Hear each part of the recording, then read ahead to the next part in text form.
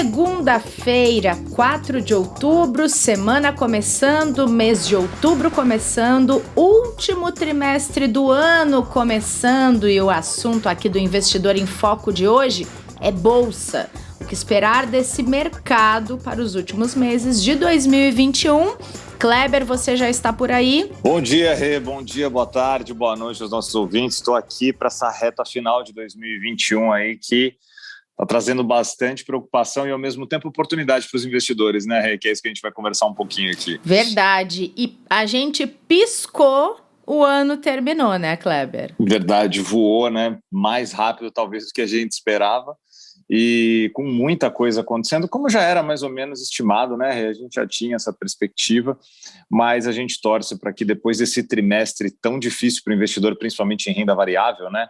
Foi o segundo pior trimestre desde o início da pandemia, né? Então a gente só perde lá para o início de 2020. Vamos torcer aí para que o Vitor, o nosso convidado, traga aí boas notícias, né, e boas perspectivas para a gente. Muito bom, então já vamos trazer o Vitor Natal para nossa conversa, ele que é estrategista do Itaú BBA, focado em pessoa física, e vai trocar essa ideia sobre bolsa com a gente hoje. Vitor, é um prazer ter você aqui, seja bem-vindo ao Investidor em Foco. Bom dia, Renata, bom dia, Kleber, bom dia a todo mundo que nos ouve, é um prazer estar aqui com vocês hoje para falar um pouquinho sobre o mercado de renda variável. Bom, vamos começar então, Vitor, e para a gente dar um pano de fundo para essa conversa de terceiro trimestre, vamos só entender o que aconteceu com os mercados em setembro, hein? Esse mês foi apontado como tenebroso, o Kleber acabou de trazer que foi o pior trimestre desde o início da pandemia, e a que se atribui esse mês tenebroso? Foi a crise na China? Foi a queda no preço de algumas commodities? Como é que você traz essa análise para a gente, hein? Então, Renata, acho que o mês de setembro foi a continuação e a intensificação do que foi o trimestre como um todo, tá? No trimestre, nesse terceiro trimestre de 2021, a gente teve um cenário doméstico com inflação crescente e o Banco Central aumentando taxas de juros para combater essa inflação crescente. Nos Estados Unidos, o que teve bastante em voga foi o tapering, que é aquele momento de retirada de estímulos da economia americana, que também teve peso no trimestre.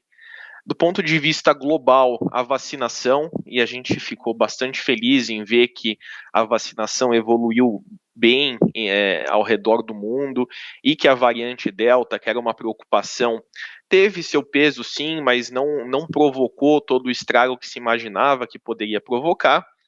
E ainda aqui no Brasil, a crise hídrica veio ganhando cada vez mais corpo e veio tendo cada vez mais impacto nas estimativas dos analistas, tanto do lado macro quanto do lado micro.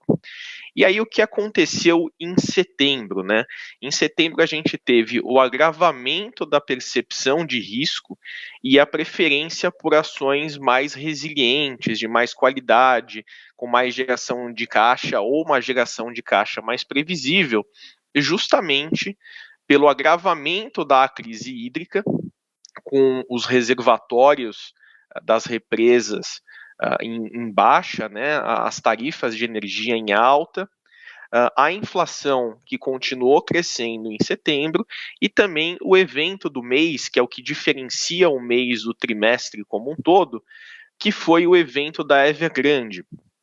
E aí eu acho legal a gente fazer um comentário rápido aqui do que é a Evergrande e por que isso teve um peso no Brasil, né? A Evergrande é uma gigante chinesa do setor imobiliário, é uma empresa que conta com uma dívida de mais de 300 bilhões de dólares. Qual que era a preocupação, né? Na verdade, quais são as duas preocupações que os investidores têm com essa empresa e como isso respinga no Brasil?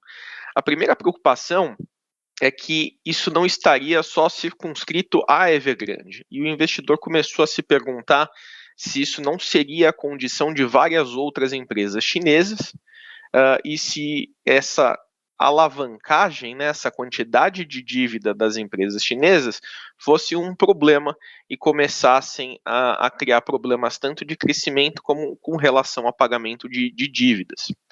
E o segundo ponto é o quanto esse problema com as empresas chinesas poderiam contaminar a economia mundial e poderiam gerar algum tipo de crise fazer outros mercados, como o mercado brasileiro, o mercado americano, sofrerem com isso também, tá? Então, de diferenças do trimestre com relação a setembro, eu citaria aqui como o grande ponto fora da curva a questão de Evergrande. Hoje, esse ponto parece que já está sendo endereçado, existem conversas com o governo chinês para se entender até que ponto o governo chinês sairia em socorro da Evergrande. E com relação ao resto do cenário, ele é um cenário bastante parecido com o trimestre, sendo que no Brasil a gente tem crise hídrica e inflação crescente, e no mundo a gente tem a questão do tapering nos Estados Unidos. Eu acho que esse é um bom panorama tanto do TRI quanto do mês. Boa, Vitor. E olhando agora último trimestre, né? O BBA, o banco tem visto como aí as perspectivas, projeções para esse final de ano, depois de tudo isso que aconteceu e principalmente, né, com as informações que a gente vem recebendo do mercado internacional e dessa nossa situação local aqui também, com vários pontos e questões aí sendo impactadas, né, no mercado. Quais são as projeções, perspectivas hoje que a gente pode olhar aí pela visão do banco? Eu acho que antes da gente falar sobre as perspectivas do banco em si, eu acho que é interessante a gente dar um panorama também dos setores e como é que eles foram no último trimestre e o porquê disso, tá? Então vamos falar um pouquinho aqui do último trimestre com relação a essa parte setorial. E aí eu queria destacar aqui, de maneira bem sucinta, o que foi bem e o que foi mal no trimestre, tá? E aí do lado positivo, a gente tem 3 principais setores. A gente tem o setor de bens de capital, o setor de alimentos, com destaque aí para proteínas, e o setor de utilities. No setor de bens de capital, o que a gente viu foi um movimento que o pessoal chama de flight to quality, em que os investidores vão procurar empresas mais resilientes e vão procurar empresas com track record comprovado, ou vão procurar uma exposição a mercado internacional, que foi justamente o que aconteceu nesse setor aqui, basicamente com as ações da WEG, por exemplo, se destacando bastante. Já no setor de proteína, o que o investidor fez foi procurar exposição a teses que estavam expostas ao que está sendo chamado do super ciclo do boi americano, que é um momento de mercado muito positivo para empresas que operam proteína bovina, com destaque aqui para JBS e Marfrig, e também aproveitando de um dólar caro. E do lado de utilities, foi um setor que ficou no 0 a 0, mas quando você compara com a bolsa caindo 10%, foi um setor que teve uma performance bastante positiva. E aí do lado negativo, a gente viu principalmente consumo passando por maus bocados, com destaque para o setor de educação, tá? O setor de educação sofreu bastante, e também o setor de siderurgia e minério. E aí isso se intensificou no último mês, na verdade no mês de agosto, metade do mês de agosto e o mês de setembro, com a queda do preço do minério de ferro. Então, todas as empresas que tinham uma exposição a isso acabaram sofrendo de novo aí com destaque para a Vale, que foi a que mais sofreu, tá? E aí, vindo desse cenário em que a gente teve dificuldades de crescimento e a gente teve inflação, crescimento de juros, o banco acabou revendo algumas das suas projeções para 2021. Então vamos começar a falar aqui da primeira revisão que a gente teve, que foi o nosso target para a Bolsa no final de 2021, que hoje é de 120 mil pontos. E aí, quando você olha para uma bolsa que hoje está por volta de 112 mil pontos e olha para o final do ano a 120 mil pontos, a gente não tem um grande potencial de crescimento aqui. Então, acho que a primeira revisão que é interessante falar é essa, em que a gente não está super animado com bolsa, tá? Do lado de projeções macroeconômicas aqui, o que eu gostaria de citar? Gostaria de citar que na última revisão mensal que a gente tem de cenário aqui no banco, a gente reviu o PIB e a gente reviu o PIB para baixo, tanto para 2021 quanto para 2022, e para baixo principalmente em 2022. A gente tinha uma perspectiva de um PIB de 1,5% para final de 2022, e agora a nossa estimativa está apenas em 0,5%. E na contramão, a gente tem as nossas expectativas de juros e inflação, que para 2021, agora falando de 2021, a gente tinha uma perspectiva de inflação a 7,7, ela foi aumentada para 8,4, e na mesma toada a gente teve uma taxa Selic com expectativa indo de 7,5 para 8,25. E aí, quando a gente fala de câmbio, que é outro fator importante aqui, a nossa expectativa para o final desse ano é de 4,75 e hoje a gente tem um câmbio mais apreciado aí por volta de R$ 5 no final desse ano. Então, todas essas estimativas e esses prospectos vão para o mesmo lado, que é um cenário doméstico mais desafiador, o que torna também o cenário para a Bolsa bastante desafiador. Acho que é um bom resumo aqui. Ótimo resumo, Vitor. E você trouxe um pouco de setores ao longo de 2021. A projeção de vocês para setores que podem se dar muito bem nessa reta final, ela segue a mesma linha que você trouxe agora do que a gente viu até aqui? Segue sim, Renata. Eu acho que na nossa cabeça aqui não existe nenhum grande fator que a gente veja hoje que conseguisse nos trazer uma perspectiva muito diferente dos próximos meses para esse ano daquela que a gente teve nos meses anteriores, tá? Então hoje a gente acredita que o caminho não seja mais um setor especificamente ou uma grande tese que embase todos os nossos investimentos, mas sim alguma coisa mais pontual, em que a gente vai fazer o stock picking, em que a gente vai escolher as nossas ações nas minúcias, a gente vai olhar a tese, não existe mais o grande setor vencedor ou uma grande tese que vai ganhar dinheiro para todo mundo, independente da empresa que você comprar. Hoje, o que a gente tem procurado e o que a gente acha que faz sentido nesse cenário desafiador são teses de beta baixo. São teses resilientes, de qualidade, com fluxo de caixa mais previsível ou mais concentrado no curto e no médio prazo. O que são empresas que a gente chama aqui de duration baixa, né, quando esses fluxos de caixa estão concentrados mais no curto prazo. Também são interessantes exportadoras, aquelas empresas que estão expostas a mercado externo e com receita em dólar. Isso, de novo, por uma questão da gente ter um dólar mais apreciado, né, um real mais fraco nas nossas perspectivas. E aí, para não deixar o nosso investidor na mão aqui e citar alguns caminhos que ele poderia tomar, né, para ter uma alocação mais próxima disso, e também para exemplificar o que eu estou dizendo aqui de um setor não ser o grande ganhador e você ter que olhar tese a tese. Então vamos falar aqui do setor de utilities, por exemplo. O setor de utilities é um grande exemplo, né? Porque ao mesmo tempo em que a gente tem geradoras com matriz hidrelétrica que vão sofrer bastante e que devem ter um desempenho bastante fraco nesse cenário de crise hídrica, por outro lado, as geradoras que tiverem uma matriz térmica renovável ou tiverem energia descontratada, que é aquela energia que você pode vender no mercado à vista, essas vão muito bem. Então é uma distorção no subsetor de geradoras que a crise hídrica traz. E o investidor que souber, que estiver antenado e que souber diferenciar esses dois tipos de empresa, vai se dar bem. Outro ponto é, por exemplo, materiais, né?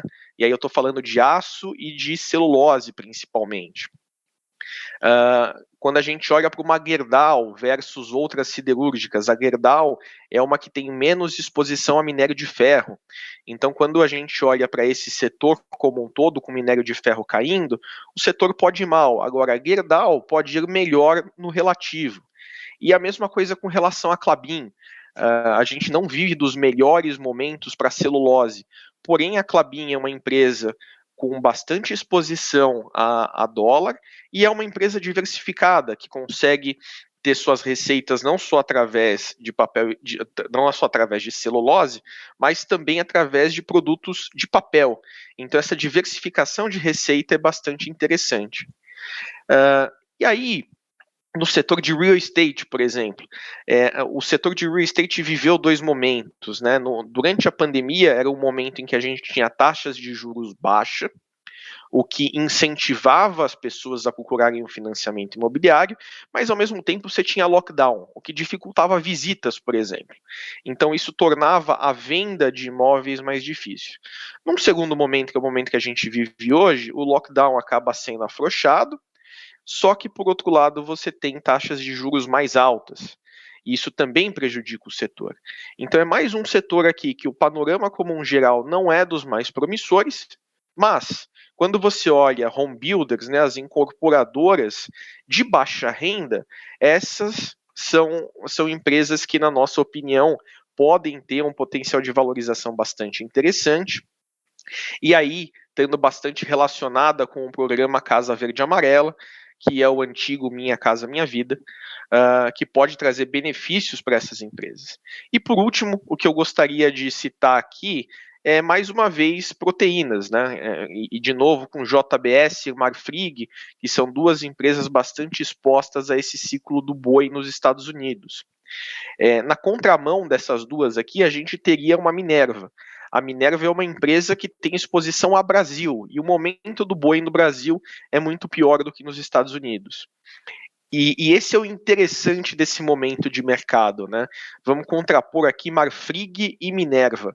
São duas empresas que fazem intrinsecamente a mesma coisa, só que são duas empresas com um momento muito diferente com relação aos mercados em que elas atuam.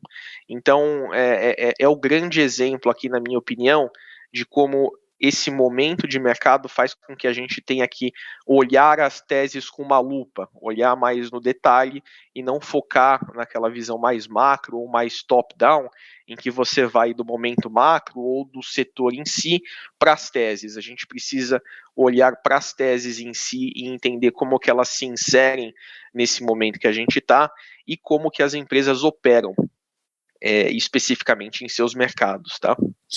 Boa, Vitor. Queria aproveitar esses últimos pontos que você trouxe aí, né, das opções tanto do setor de energia, né, papel e celulose ali, real estate e proteínas, né, com as suas oportunidades, né, e os riscos ali para o investidor.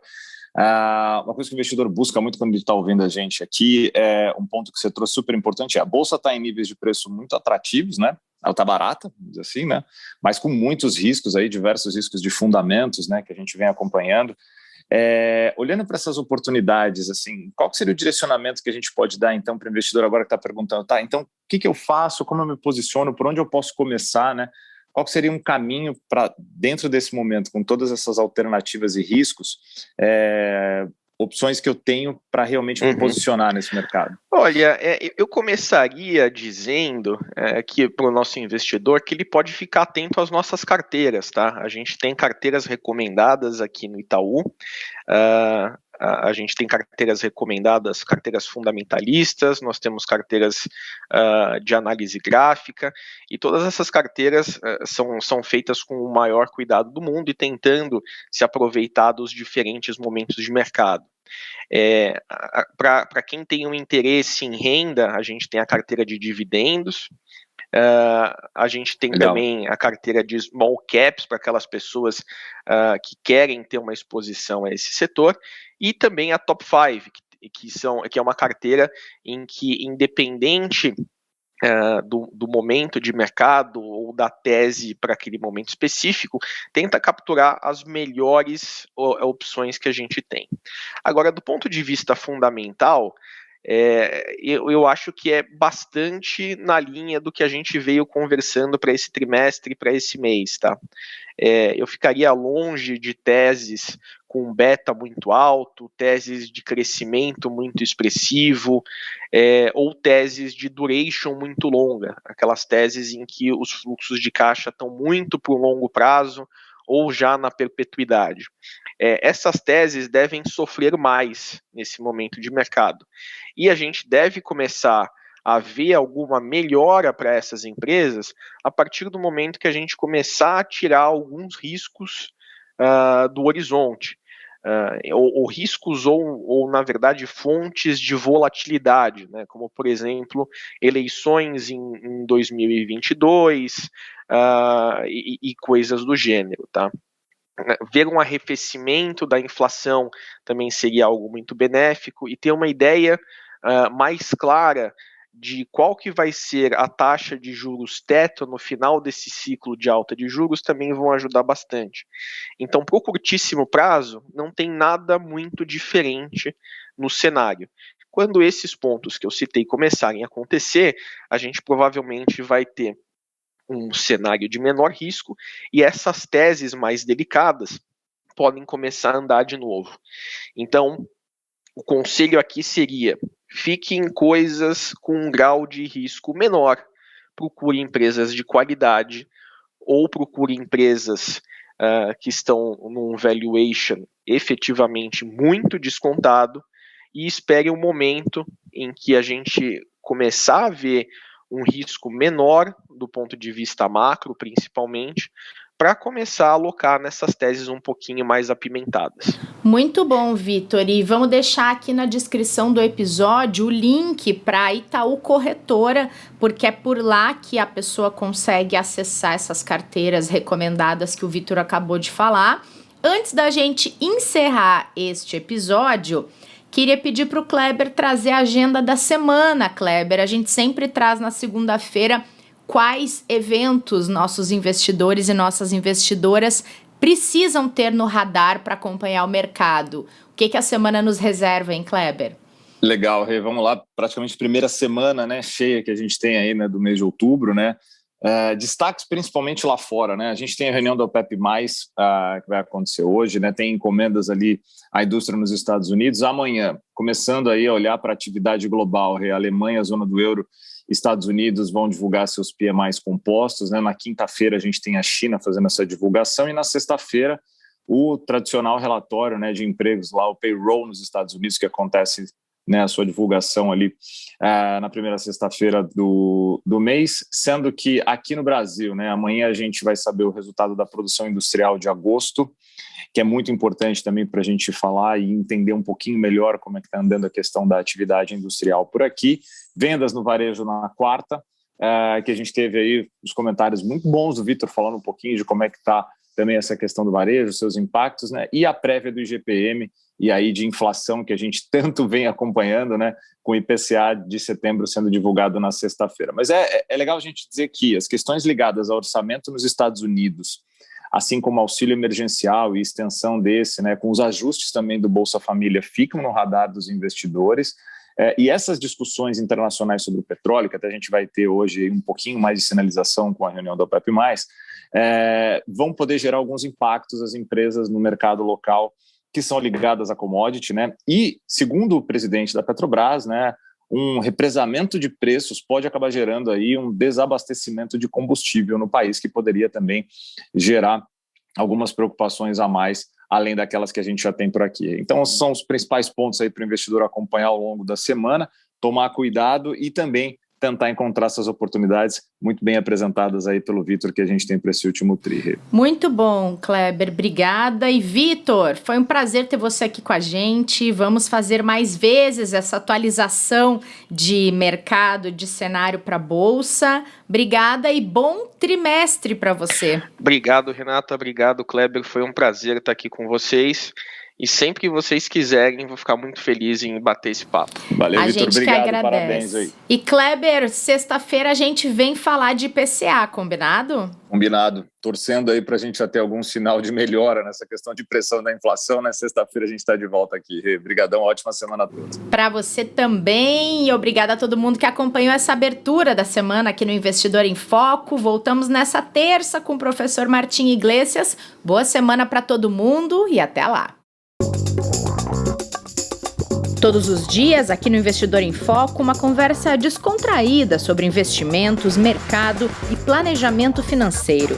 Aqui você fica por dentro das principais discussões e movimentações que podem impactar seus investimentos. E nosso encontro é sempre na hora do almoço.